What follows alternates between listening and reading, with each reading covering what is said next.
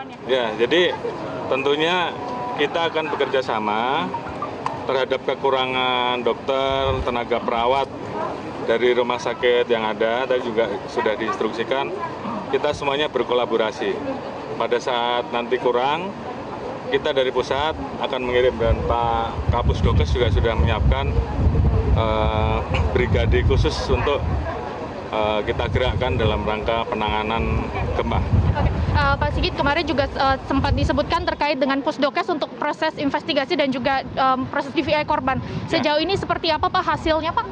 Jadi tadi kami tanyakan bahwa hampir 90% lebih untuk korban dikenali dengan proses DVI. Tim K9 juga kita turunkan untuk membantu karena memang ada beberapa bangunan yang mungkin sampai sekarang masih belum bisa dilakukan evakuasi, sehingga perlu kita bantu dengan K9.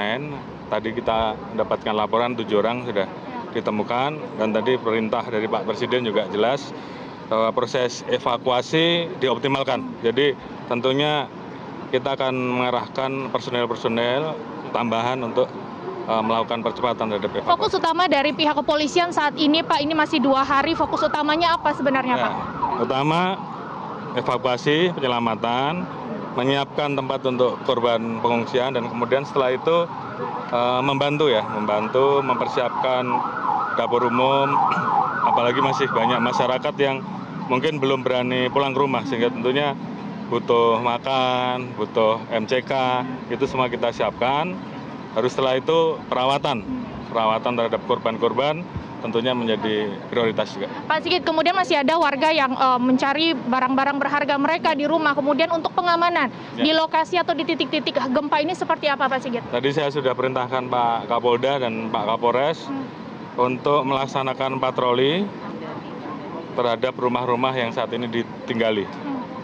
Yang masyarakatnya mengungsi, kemudian rumahnya ditinggalkan, saya minta untuk 24 jam dilaksanakan kegiatan patroli, sehingga mengurangi terjadinya potensi kriminalitas. Pak Sigit, masih ada pertanyaan berikutnya terkait dengan koordinasi dengan sejumlah instansi lainnya, BMKG termasuk juga TNI, BPBD, dan Basarnas. Seperti apa sejauh ini koordinasinya Pak Sigit? Saya kira sudah sangat bagus. Tadi kita berkumpul, di situ lengkap, ada BNPB, BMKG, dari TNI juga, kemudian dari Basarnas, dan juga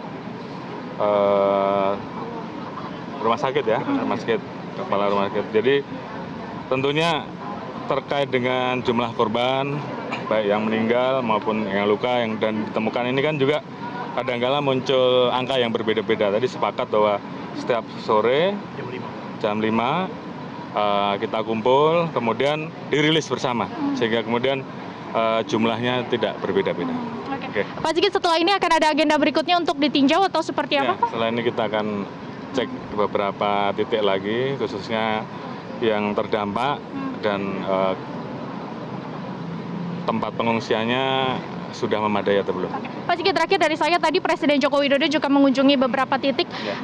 Bagaimana laporan dari pihak kepolisian kepada Presiden, karena masih di satu lokasi di Ciganjur tapi berbeda titik Pak? Ya, tidak masalah. Saya kira kita kan bagian dari anak-anak buah beliau yang harus melaksanakan tugas, dan ini bagian dari operasi kemanusiaan. Tadi kita laporkan langkah-langkah yang sudah kita laksanakan, pergelaran personel, sarana prasarana yang kita siapkan, dan beliau memberikan arahan-arahan untuk dioptimalkan. Baik, terima kasih banyak Pak Sigit. Terima kasih. Ya, makasih ya. Ya, makasih. Sekarang, lo geser lagi. Nebeng dong, ikut dong. Thank you ya, Aku mau ikut.